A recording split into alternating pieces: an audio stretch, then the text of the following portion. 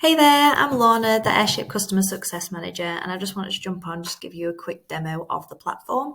So when you log in, this is the initial dashboard that you'll see. So at the top, you've just got an overview of some of the stats here. And then down here, these graphs are showing the stats for the last 7 days.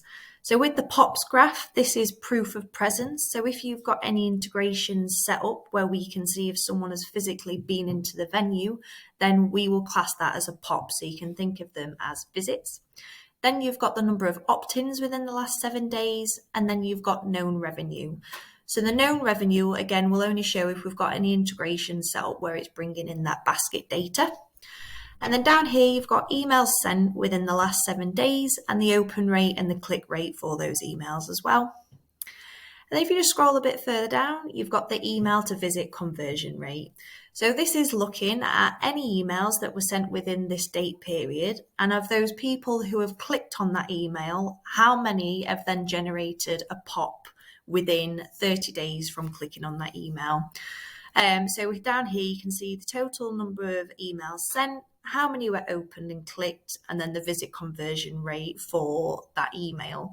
This is just on our test account, so we don't have any actual data to show for this. And then just down at the bottom here, you've got graphs based on age range and gender as well. Down the left-hand side, you've got the nav bar. So this is where you can navigate around the dashboard. So on the email builder, this is where you can come in and you can build your emails, and it's just a simple drag and drop. So when you click create new, you can start from scratch and just drag and drop what you would like in the email. So if you click down the side here and you click the plus button, you can add numerous rows and you can decide on the columns within those rows as well. And when you click add content, it's just a simple drag and drop of what you would like within those blocks. So you might want text and a button on here, and then you might want an image over to the right. You can then save this email or save it as a copy, and you can also add in your subject line, and you can quickly send yourself a test send as well. Any images that you use will be saved within your email builder, so you can just drag and drop them in as well. So that's the email builder, just in a quick overview. And then coming down to the left, the email campaigns section. This is where you've got your different ways of setting up emails. So you've got your broadcast emails, which are your manual emails that you're sending out, like your weekly newsletters. And then you've got your automations down here. So just having a quick look at broadcast, if we come to broadcast and create new, this is where you've got your segmentation on who you can target. So you've got your POP segments, so you could target everyone who's a platinum guest, and on this test account, that is people who have had 4 or more POPs in the last 6 months, with the most recent in the last 2 months. Under this section as well, you'll also have a milestone section, and this is looking at email engagement. So a highly engaged customer is someone who's read an email in the last 30 days, whereas a dormant customer hasn't read an email in the last year. Under include folders, this is where all your different locations will be. And when you expand these locations, you can then see the different groups that you can also target as well for your emails. Exclude folders, any locations or group that you select under here. If a contact is under that location or group, they will then be excluded from the email that you're sending. Narrow search by personal details, you can target based on gender, when the contact was created on your account, and the age of your contact. Narrow search by suppressions, this is having a look at the integrations that we're integrated with. So if you've got your booking platform integrated with us, you can suppress anyone who has had a booking seated date in the last X many days or between a certain date range as well. You can also do this for Wi-Fi and feedback for the integrations. If you use any of Airship voucher mechanics, you can also suppress based on whether your contacts have redeemed the offer that you're emailing out. Under narrow search by inclusions, this is the same, just the opposite. So any criteria that you select under here, if a customer matches that criteria, they're then going to be included in the search that you're sending. Narrow search by user-defined fields, this is just another way that we store data. So if ever you're using, say, a loyalty platform that stores points, we will then store those as a user-defined field. Narrow search by opt-in, this is always set to opt-in only, but if ever you're asking contacts an email of legitimate interest, such as feedback, you have the option to send it to everyone. And then narrow search by previous broadcasts. This is where you can target people based on an email you've previously sent and whether they've opened or clicked on that email, so you can retarget those contacts. And then down here, you've got split test sending. So this is where you can test up to 5 subject lines. And say, for example, you chose 3, it'll send those 3 subject lines to a portion of your database. And then after an hour, for example, it will send the winning subject line with that email to the remaining part of your database.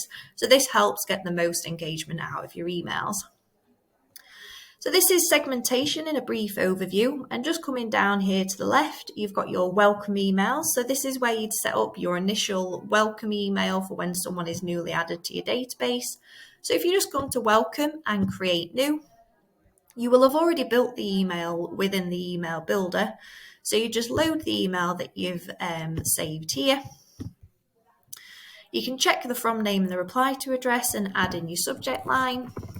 And then you can choose whether to send it immediately or set a slight delay. And then you can click create, and then any new contact that is added to your database will then receive that welcome email. Under the birthdays section, it's very similar layout where you can set up your birthday journey. So for example, 3 weeks before someone's birthday, you can have that email going out to them saying, hey, your birthday is coming up, come book a table with us. And then you can set up a birthday journey. So for example, then 7 days before, you can then have another email triggered out on them, but it can be suppressed based on if anyone's redeemed a voucher or if they've already booked a table. Under the date triggers section, this is where you can set up more automated emails. So this can be where you'd set up the remaining part of your welcome journey, so based on contact first opt-in date. You can also set them up based on booking seated date, for example. So 1 day post booking seated date, you can send them that email asking them for feedback or a TripAdvisor review, for example.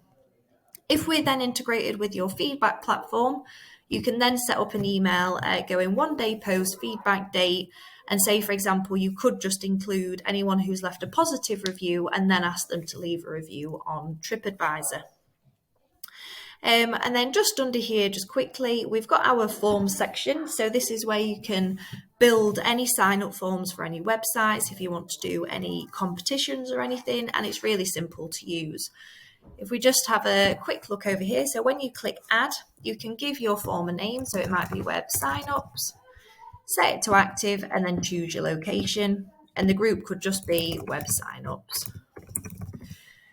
You can then, under fields, you can then add your field options. So if we add a couple under here, you can then change the layout of these as well. So when you click add a new field, you'll then see the drop down of the different ones that you can add. So you might want to do first name, and you can decide whether to set mandatory or not. Then you can do email address, and you'll want that to be mandatory if you're collecting it for a sign-up form. And there's quite a few different options under here. So you can select gender, location. If you want to ask people multiple questions, so say, for example, when do you usually visit, or what's your food preferences, you can also select that within the form builder as well. Under the advanced settings, you can add an image, and you can add some subheading text to that and a thank you message. And then under styling, you can change the colours and the fonts and everything of the form. And when you click save, a share button will appear here, which will give you 3 links. So it will give you one to embed it onto your website, so it'll actually sit on your website page, one which will link out to a landing page for the form, and one which you can use within Airship emails, so it'll autofill any details that we've already got saved for that contact. Then under here, you've got your audiences section where you can have a look at the folders and groups and where the data is stored, and you can have a look at how many contacts are in your different pop segments to see how many loyal regular customers you've got in your platinum segment, for example. Then under the reports section, you've got multiple different reports based on how many contacts you've got on the database, how well your email campaigns are doing, your proof of presence, so you can look at the visit frequency and the repeat visit by location as well, so you can see how well they're doing. And you've also got vouchers, for example. So if you do any voucher mechanics from Airship, you can then track how well they're doing within the different journeys. So this is just a quick run through of Airship, but give us a shout, give the success team a shout if you do need anything or if you do need any support with anything. Thank you.